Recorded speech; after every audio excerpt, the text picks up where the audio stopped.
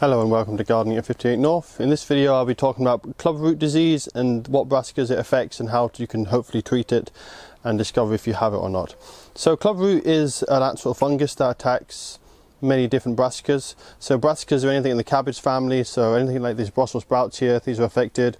Any cabbages, broccoli, Swedes, radishes, even some of your ornamentals like the wallflowers. All of them can be affected by clubroot. Some worse than others. It depends on the variety, depends on the cultivar. There's a lot of things that change how much it gets affected or not.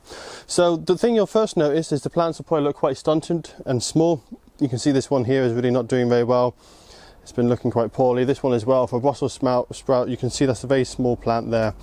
That's a year and a half old now, and it's starting to go to flower this year because it's spring, but this should be a lot bigger by now because that's not going to get any larger.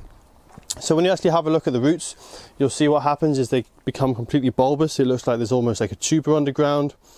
You can see there's not many feeder roots, which are the fine roots, and it's the fine roots that give the plant the water and the nutrients it needs.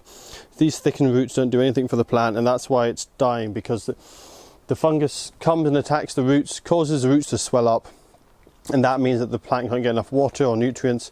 And some of the first signs you'll notice is the growth will be a bit slower than you'd expect. And also in hot sunny weather you'll notice the leaves wilting. That's always a telltale sign that you might be starting to get problems with it. This is just an example of a root system which is much healthier. You can see the roots are quite fine. It branches from a thicker stem to finer roots, and there's not any clubroot problems on that one. It's a lot larger plant because of that. So clubroot is a problem mainly in acidic soils and also quite damp soils, and the reason for that is the fungus that attacks the roots actually lies dormant in spores in the soil, and it's actually able to swim through the soil. It doesn't swim very far, maybe only a few millimeters, but what it does is it sits there, waits until it detects the roots of the brassicas, and then swims to the brassica root and infects it, starts reproducing, and starts all these problems with swelling up and rotting and stuff like that. So the main way you can avoid this is to add lime to the soil. This raises the pH level, and an alkaline soil, the spores stay dormant for much longer. It's much harder for them to wake up from their dormancy and attack the plant. So if you have an acidic soil, definitely use a lot of lime before planting any brassicas. So you're wanting it to get at least 7.5 to 8 on the pH scale. You could go a little bit higher if you want, but if you go too high, then you'll start affecting the health of the plant. But certainly you want to be 7.5 or above on the pH scale, so it's a nice alkaline soil. Other thing you can do to help prevent it is to grow your plants on from seed in sterile compost. So that's what we're doing this year here. We're growing it on a sterile seed. You can see a nice healthy seedling there. This compost is just using pure shop bought compost. That's safe from any of the fungus that causes clubroot. What we're going to do is you want to grow this on to about this height, so probably about 20 centimeters tall. You want to get a small plant growing in sterile compost that doesn't have any contamination from your own soil or from any other soil that might have clubroot. You want to grow it in there, as I say, until about 20 centimeters tall, and then plant it outside in your own soil. The reason we do that is it gets an established root system, and even if there is any clubroot left in the soil, the plant is a lot bigger, it should be able to cope with it. But as I say, you still need to do the liming, you still need to make sure that the alkalinity is high enough that also reduces it. Now if you try all these methods and you're still getting major problems with clubroot, the other option you start going into then is to get the correct cultivar. Now as soon as you see any clubroot, you should already be starting to look for cultivars which are more resistant. If you can't find a resistant cultivar that you like, then use all these practices. And even if you do use a resistant cultivar, I would still use all these practices, because even the most resistant cultivars, if you've got a really bad infestation of clubroot in your soil, the clubroot can still be a problem.